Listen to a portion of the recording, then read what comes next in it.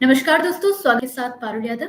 हम बात करेंगे आज एक ऐसी प्रेरणा स्रोत महिला के बारे में जिन्होंने अपने संघर्ष और समर्पण से न सिर्फ अपने सपनों को साकार किया बल्कि कृषि के क्षेत्र में भी एक नई दिशा दी है।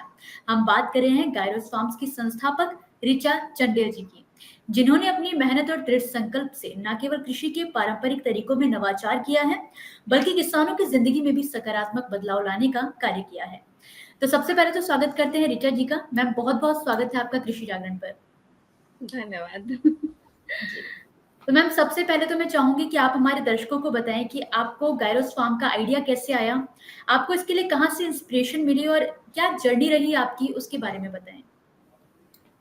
देखिए एक्चुअली मेरे साथ होता क्या था, मैंने बचपन से ही, जैसे मैं बात करूँ कि ज़ायरोस फार्म कहाँ से स्टार्ट हुआ, कहाँ से मेरे दिमाग में आया कि क्यों स्टार्ट करना चाहिए। तो मैं जब छोटी थी ना, बचपन से ही मतलब मुझे अच्छा खाना, टेस्टी, जैसे हमारी जीभ को पता है ना कि हमें बहुत टेस्ट मतलब अच्छा लगता है।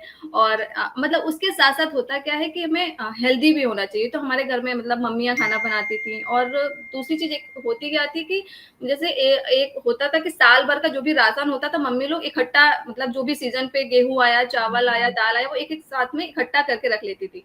तो फिर उसको वापस से धूप में सुखाना और सारी चीज़ें देख-रेख करना, सब कुछ करना। तो होता क्या था कि वहीं से हमें हेल्दी चीज़ें मिलती रहती थी। कुछ भी मार्केट से थोड़ा-थोड़ा करके नहीं लेना पड़ता था, क्योंकि मार्केट में क्योंकि पता नहीं कैसी चीज़ें हैं, तो रॉ चीज़ें ली जाती थी, फिर उसको रेडी किया जाता था। तो वहाँ से ही मुझे मतलब सरसों भी है, जो भी मतलब थोड़े-थोड़े मतलब अमाउंट में ऑयल निकलवाना होता था, तो वही चीज़ें यूज़ करते थे। तो शुरू से ही हमको अच्छा मतलब स्वादिष्ट खाने का स्वाद था, मतलब आदत थी। तो वैसे ही जब मेरी शादी हुई और जब मुझे अपनी किचन मिली, मुझे मतलब मैंने अपनी किचन में गई, तो फिर वहाँ मैंने देखा कि अब हम वाप मार्केट से सामान लेकर आते हैं, पैकेट वाले फूड लेकर आते हैं, और फिर मुझे वहाँ पे मतलब जब मैंने कुकिंग किया, फिर वो टेस्ट नहीं मिला मुझे। तो फिर मैंने फ़ोकस किया कि क्यों नहीं है वो टेस्ट आ रहा। तब मैंने ध्यान दिया कि हम जब घर पे मम्मियाँ होती थी, वो चीज़ें कौन-सी यूज़ करती थी और हम कौन-सी यूज़ कर रहे हैं, क्योंकि हम पॉलिश्ड दाल लेकर आ रहे हैं, चने हैं, चावल है, वो सब पॉलिश्ड होते हैं कि मार्केट में जो भी आ रहा है पैकिंग में आता है, क्या है पैकिंग में, कैसे प्रिज़र्व कर रहे हैं, क्या कर रहे हैं, केमिकल लगा के, इस पे कोई फ़ोकस ही नहीं करता। तो इस वज़ह से हमको वो टेस्ट नहीं आता है खाने का।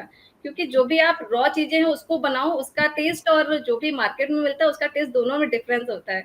तो वहीं पर जब मेरा मतलब एक हेल्थ की तरफ ध्यान गया कि धीरे-धीरे अगर हम ये चीज़ें यूज़ करेंगे तो हेल्थ पे मतलब प्रभाव पड़ेगा। और फिर जब मैंने ये सोचा कि जब मेरा मतलब ये टेंशन होती है कि मुझे मतलब हेल्दी चीज़ें चाहिए, तो ऐसे तो बहुत सारी लेडीज़ होंगी जो किचन में काम करती हैं और वो अपनी फैमिली के हेल्थ के लिए ध्यान देती होंगी, कि वो भी सोचती होंगी कि कैसे मुझे मतलब हेल्दी प्रोडक्ट्स मिलें। तो जी। फिर मैंने बात करी, अपने हस्बैंड से बात करी कि कैसे हम कुछ स्टार्ट करते हैं। फिर जैसे-तैसे चलता गया, फिर एक कोविड का फ़ेज़ आ गया 1-2 साल के बाद में। कोविड में बहुत सारे लोग मतलब चले गए, और मतलब वही सर्वाइव कर पाए जिनका इम्यून सिस्टम अच्छा था, हेल्थ अच्छी थी। लेकिन हमने ना एक कोविड को टैगलाइन दे दिया कि कोविड की वजह से मतलब इतना सब कुछ हो गया, लेकिन नहीं, उससे पहले भी बहुत सारी बीमारी आ रही थी और ज़्यादा मतलब बहुत तेज़ी से बढ़ रही हैं, और अभी भी मतलब बढ़ती जा रही है। जैसे बहुत बड़ी-बड़ी बीमारियों की बात करें तो कैंसर है, शुगर है, हाई बीपी है, लो बीपी है, थायरॉइड है। तो ये सारी चीज़ें जो बीमारी है ना, धीरे-धीरे बढ़ती जा रही है। पहले क्या होता था कि 100-50 या मतलब उससे ज़्यादा संख्या में 1-2 होते थे। अभी क्या है, कैंसर जो बहुत तेज़ी से बढ़ रहा है, हार्ट अटैक है, बहुत तेज़ी से बढ़ रहा है। कार्डियक के केसेस भी काफी ज्यादा बढ़े हैं। बिल्कुल, बिल्कुल। मतलब हम रील्स स्क्रॉल करते हैं और बहुत मतलब 1-2 रील तो दिन में आ ही जाती है कि हाँ, उसको हार्ट अटैक हो गया, कार्डियक अरेस्ट हो गया। तो मतलब ऐसी चीज़ें तो बढ़ती जा रही है। और क्यों बढ़ रही है, कॉज़ क्या है उसका? मेन मतलब हेल्दी चीज़ें जो हमें नहीं मिली, न्यूट्रिशंस डेफिशिएंसी है, वो हमारी बॉडी को नहीं मिल मतलब हो पा रहा है। तो वहीं से मतलब हमने फिर बात करी आपस में, फिर हमने एक टीम बनाई कि कैसे क्या स्टार्ट कर सकते हैं। तो फिर हमने टीम बनाकर मार्केट में गए, मार्केट में लोगों से बात करी, तो पता चला कि अवेयरनेस ही नहीं है लोगों को प्रोडक्ट की। मतलब लोग जाते क्या देखते हैं, टीवी में ऐड देखा और बस प्रोडक्ट परचेज़ किया और लेकर चले आए। लेबल दिखते ही नहीं कि उसमें पीछे क्या है, क्या नहीं है, कोई मतलब नहीं है। तो अब उनकी भी गलती नहीं है, क्योंकि अवेयरनेस ही नहीं है, लोग बात ही नहीं करते इस चीज़ पे। तो वहाँ फिर हमने और लोगों से भी बात करी, धीरे-धीरे उनको समझाया, फिर हमने किसानों से बात करी, क्योंकि जहाँ से हमें चीज़ मिलनी है वो तो हमें मतलब मेन किसान ही है, क्योंकि वो सीड्स वगैरह है, ग्रेन्स है, वो हमें वही देंगे। तो फिर हमने उनसे बात करी, तो पहले तो वो रेडी नहीं हुए बिकॉज़ अभी किसान जो है बहुत सारे प्रिजर्वेटिव्स यूज़ करते हैं, बहुत मतलब केमिकल वाली खाद यूज़ करते हैं क्योंकि उनकी यील्ड नहीं बढ़ पा रही है। होता क्या है कि जैसे अब वो अगर वो प्रिजर्वेटिव कह रहे केमिकल्स अगर छिड़काव वगैरह नहीं करें, कीटनाशक छिड़काव नहीं करेंगे तो उनका मतलब खेती अच्छी नहीं होगी, और खेती अच्छी नहीं होगी तो फिर वो फसल कैसे, मतलब जो भी फसल आएगी तो कैसे वो बेचेंगे, अपने फैमिली के सर्वाइव कैसे करेंगे। तो फिर हमने उनसे बात किया कि आप उसकी टेंशन मत लीजिए, हम आपसे सीड्स भी लेंगे और आपको काम भी देंगे साथ में। तो आप बस उसको मतलब बिना केमिकल की खेती करिए, बिना उसमें कोई भी मतलब कोई छिड़काव नहीं, कुछ भी नहीं, मतलब कोई भी वैसी केमिकल वाली खाद नहीं, सब कुछ मतलब अच्छी चीज़ें यूज़ करिए, गोबर की खाद यूज़ करिए। तो फिर थोड़े बहुत मतलब 1-2 लोग माने, और फिर हमने ऐसे ही अपनी जो आस-पास की कुछ लेडीज़ थी, उनको जोड़ने के लिए मतलब उनसे बात करी, उनको रेडी किया। फिर छोटी-सी हमने एक टीम बनाई और फिर हमने वहाँ से मतलब जाइरोस फार्म को स्टार्ट किया कि हम फूड बिज़नेस की तरफ गए, और हमने वहाँ से अपना मतलब इस पे धीरे-धीरे आगे बढ़े। वहाँ से फूड मतलब जाइरोस फार्म की उत्पत्ति हुई।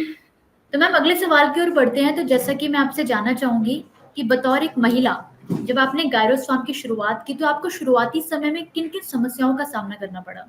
हाँ, समस्याएँ तो देखिए जब भी हम कोई बिज़नेस स्टार्ट करते हैं तो प्रॉब्लम्स तो बहुत सारी आती हैं। तो पहले तो जब भी हम कुछ भी प्रोडक्ट बनाने चलते हैं तो हम बिज़नेस स्टार्ट तो कर देते हैं कि हाँ, चलो ये प्रोडक्ट बनाते हैं और जल्दी से मतलब शुरू कर देते हैं अपना बिज़नेस। लेकिन हम इस पे फ़ोकस ही नहीं करते कि हम ये जो प्रोडक्ट है, जो भी सामान है, कैसे हम किस कस्टमर तक पहुँचाएँगे, कैसे मतलब कस्टमर इस पे ट्रस्ट करेगा कि नहीं करेगा, ये सबसे बड़ा प्रॉब्लम था।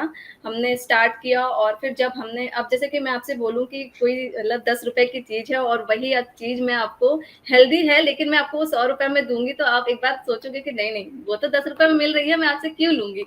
तो ये एक बड़ा प्रॉब्लम था, लोगों को समझाना, अवेयर करना। फिर हमने मतलब बहुत सारे स्टॉल्स लगाए और फिर लोगों से बात करी कि मतलब आप एक बार इस प्रोडक्ट को यूज़ करिए, आप जब तक आप यूज़ नहीं करेंगे तब तक तो आप मतलब ट्रस्ट कर ही नहीं सकते हैं। ऑब्वियस सी बात है, मैं मानती हूँ कि कॉस्टली है, लेकिन अभी हेल्थी प्रोडक्ट को बनाना मतलब बहुत टफ है, क्योंकि आप देखोगे कि हवा में भी ज़हर है, आप बाहर साँस भी लेते हो ना तब भी प्रॉब्लम है। तो कुछ भी चीज़ें हमें मिल रही हैं, सब्जियाँ वगैरह भी जो भी मिल रही हैं, सब केमिकल वाली मिल रही हैं, इंजेक्ट करके मिल रही हैं, तो अब नहीं वो कर सकते ना, तो फिर हमने कस्टमर्स को बोला कि आप एक बार यूज़ करिए, लेकिन फिर जब हमने उनको बहुत ज़्यादा मतलब प्रेशर किया, तब उन्होंने जब यूज़ किया, तब उनको थोड़ा-सा ट्रस्ट बढ़ा, फिर उन्होंने अपने आस-पास के लोगों को बोला, तब धीरे-धीरे ये प्रॉब्लम मतलब सॉर्ट हुई कि हाँ, चलो ठीक है, धीरे-धीरे लोगों का ट्रस्ट बनता है, क्योंकि क्वालिटी जब आप देते हो ना, तो जब कस्टमर यूज़ करता है, फिर उसके बाद उनको लगता है कि नहीं, नहीं, वाक़ई में क्या हम यूज़ कर रहे थे और मतलब क्या हमें यूज़ करना चाहिए। धीरे-धीरे अवेयरनेस बढ़ाना एक मतलब थोड़ा-सा टफ था, लोगों तक पहुँचना थोड़ा टफ है। फिर अभी मतलब एज़ अ मतलब वुमेन मतलब मैं ये बोलूँगी कि जब अगर मैं अकेली होती तो मुझे ज़्यादा प्रॉब्लम फेस करनी पड़ती, बट अभी मेरे हस्बैंड थे, उन हमारे को-पार्टनर मिस्टर प्रतीक मिश्रा, वो साथ में हम पूरे एक टीम की तरीके काम कर रहे थे। तो इतनी ज़्यादा प्रॉब्लम फेस नहीं करनी पड़ी। बस ये है कि हाँ, जैसे मेरा एक बेटा है, तो मैं ऐसे जनरली घर छोड़कर नहीं जा सकती, मेड पर भरोसा नहीं कर सकती। तो थोड़ा टाइम पे मुझे कुछ टाइम के लिए मुझे ब्रेक भी लेना पड़ता था कि हाँ, भई मैं नहीं जा सकती हूँ, तो और लोग जाते थे। तो चीज़ें आती हैं धीरे-धीरे, लेकिन वो सॉर्ट आउट हो जाती है, क्योंकि जब अगर आपको आगे बढ़ना है ना, तो कुछ ना कुछ तो थोड़ा-सा मतलब वो बलिदान देना ही पड़ेगा। तो ऐस मतलब आपके सामने मुश्किलें रास्ते आपको मिल ही जाते हैं। बिल्कुल, बिल्कुल, बिल्कुल। हमें मतलब हताश नहीं होना चाहिए कि नहीं, नहीं अब क्या होगा, कैसे होगा? तो ये चीज़ें नहीं सोचनी चाहिए। अगर आपने कुछ काम करना के ठानी है, तो उसको आपको आगे तक लेकर जाना पड़ेगा। तो अवेयरनेस बहुत ज़रूरी है। अगर अवेयरनेस नहीं होगी लोगों में, तो फिर उनको कुछ पता ही नहीं चलेगा। उन्हें क्या पता है कि वो जैसे अब कुछ भी सामान, जैसे मैं ही हूँ, जब तक मैंने ये चीज़ें नहीं यूज़ करी, मुझे नहीं पता था। मुझे लग रहा था कि हाँ, ठीक है, मार्केट में जो मिल रहा है, अच्छा मिल रहा है। लेकिन ऐसा नहीं है। आप मार्केट की बिल्कुल। अभी मैं अगर ये बात करूँ कि आप एक पैकेट दाल लेकर आइए और एक पैकेट मार्केट में जो दाल मिल रही है उसको लेकर आइए। आप उसको रखेंगे, अभी होता क्या है कि 1 महीने के अंदर जो रॉ वाली दाल होगी उसमें कीड़े पड़ जाएँगे, और जो आप मार्केट में पॉलिथीन वाली दाल लेकर आए हैं, पैसे वो 6 महीने तक रखी रहेगी और वो ऐसी की ऐसी फ्रेश रखी रहेगी। क्यों? वो केमिकल वगैरह कुछ ना कुछ लगा, लेकिन इस पे लोग बात ही नहीं करते, सोचते ही नहीं है। वो तो उनको ये लगता है चलो ठीक है, अच्छी तो है ना, ये मतलब साफ-सुथरी रखी हुई है, हम कभी भी यूज़ कर सकते हैं। इस पे फ़ोकस ही नहीं करते कि जो हम केमिकल्स हमारे अंदर बॉडी में जा रहे हैं, वो हमारे ऑर्गन्स को खराब कर रहे हैं, हमारी बहुत बड़ी-बड़ी बीमारी को लेकर आ रहे हैं, जैसे बीपी हाई बीपी वगैरह है, लो बीपी है, कैंसर है, ये सारी चीज़ें जो हैं इन्हीं से आ रही हैं। तो प्रॉब्लम्स तो बहुत सारी जी, आती हैं, लेकिन वही है ना कि प्रॉब्लम को देखकर अगर बैठेंगे तो आप आगे नहीं बढ़ सकते। तो आपको आगे बढ़ना भी ज़रूरी है और लोगों जी, को प्रॉब्लम फेस करनी पड़ेंगी। जी। मैम जैसा कि आपने अभी बताया ना कि लोकल मार्केट से एक दाल आती है, फिर वही आप एक पैक्ड दाल खरीद के लाते हैं। तो मैं आपसे जानना चाहूँगी जो आपके प्रोडक्ट्स हैं और जो बाकी प्रोडक्ट्स हैं, उनसे कैसे डिफरेंट मतलब अगर हम डिफरेंशिएट करना चाहें तो कैसे डिफरेंस पता कर सकते हैं या फिर यूएसपी देखिए, क्या है जैसे आपके कि प्रोडक्ट्स में? अभी हम बात करें कि हमारे जो प्रोडक्ट्स हैं, एक तो हम वो 100% नेचुरल प्रोडक्ट बनाते हैं। जैसे हम ऑयल्स की बात करें, तो हम सबसे एंशिएंट टेक्निक होती है, वो हम लेकर आए हुए हैं।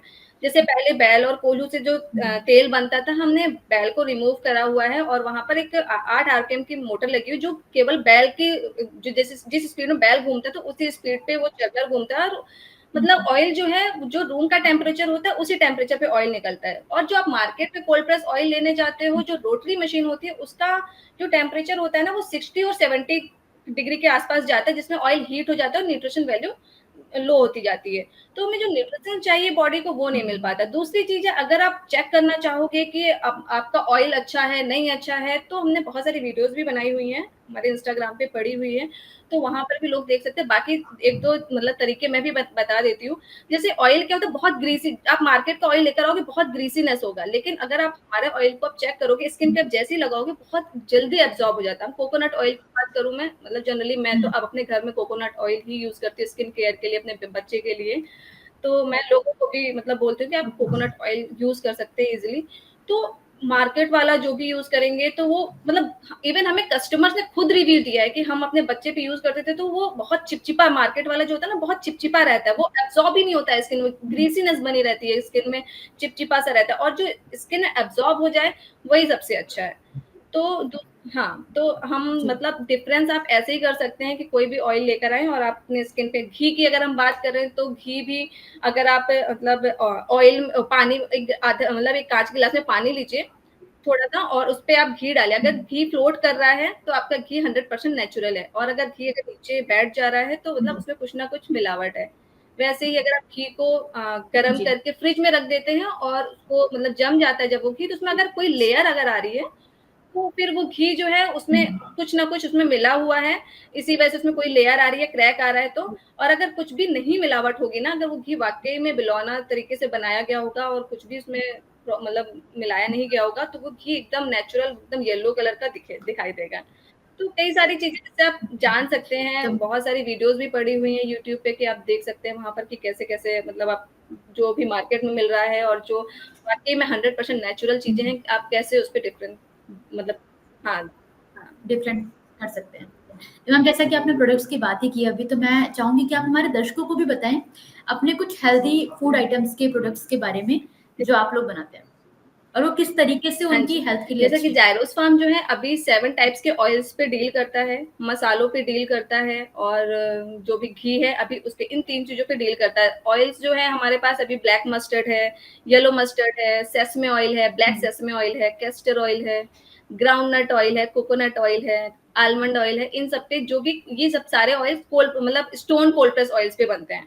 जो भी मतलब पुराना जो भी हुँ, हमारी तकनीकी थी उससे बनते हैं, तो हम उसी से ऑयल्स बनाते हैं। दूसरी चीज़ जो हम घी है, वो घी भी हम क्या बोलते हैं गाँव में एक मतलब हमारा जो घी है एक यूपी के बिजौली गाँव में बनता है, जहाँ पर एक आंटी हैं, उन्होंने 30 प्लस लेडीज़ को कनेक्ट करके रखा हुआ है और फिर उनके घरों में जो गाय पाली जाती है, तो उनसे हम दूध एक कलेक्शन यूनिट पे कलेक्ट करके उसको मटकियों में गरम करवाते हैं दूध को हुँ, और फिर उसमें दही मतलब दूध में जामन लगाकर रात भर के लिए दही मतलब रात भर के लिए जमने के लिए रख देते हैं। उसके बाद वही जो लेडीज़ जिनके घरों से हमने दूध लिया तो हुँ, वही लेडीज़ आती हैं और उस दही को भिगोकर मक्खन निकालती हैं और फिर उससे घी बनता है।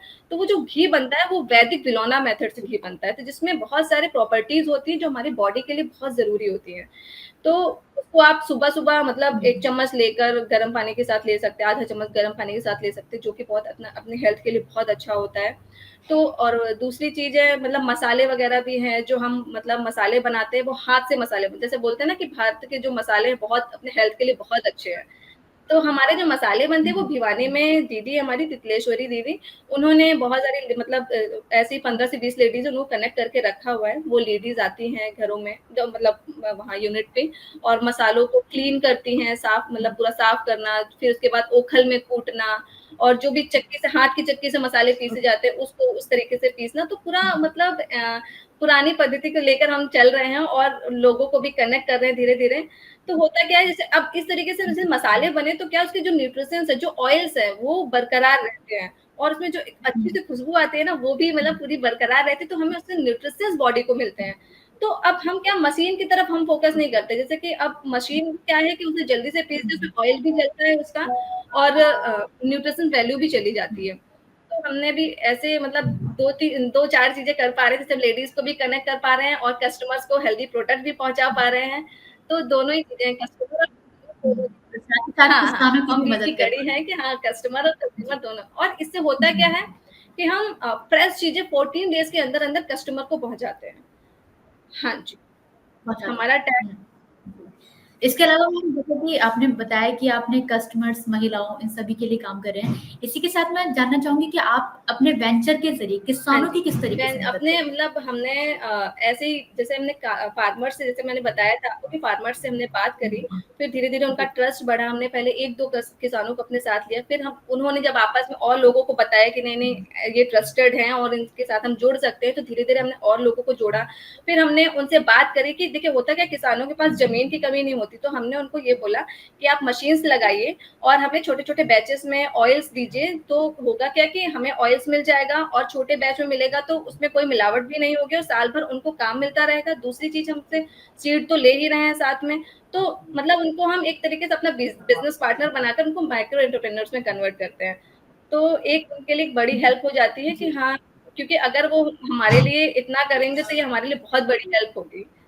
हाँ जी। हुँ।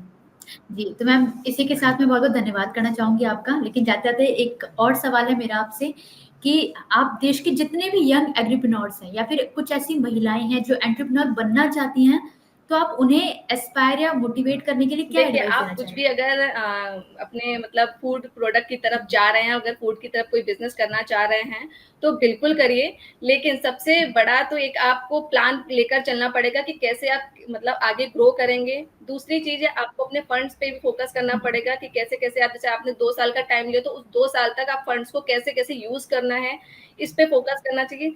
तीसरी सबसे चीज़ है पेशेंस, पेशेंस लेवल बहुत ज़्यादा होता है। कई जगह पर ऐसा होता है कि हमें ऐसा लगेगा कि हमें यहाँ पर बंद कर देना चाहिए। बहुत सारे स्टार्टअप होते हैं जो कि पेशेंस लेवल मतलब नहीं होने की वजह से लोग बंद कर देते हैं और कुछ-कुछ फंड्स की वजह से, प्लान्स की वजह से भी। दूसरी चीज़ है कि अगर आप प्रोडक्ट बना रहे हैं, तो आपको कस्टमर्स पे भी फ़ोकस करना पड़ेगा कि अगर आपने प्रोडक्ट तो बना लिया, लेकिन आप कस्टमर तक कैसे पहुँचाएँगे? कौन से कस्टमर है, किनको आपको टारगेट करना है, उस पर भी फ़ोकस करना पड़ेगा। तो कई सारी चीज़ें इन पे बहुत ज़्यादा फ़ोकस करना चाहिए।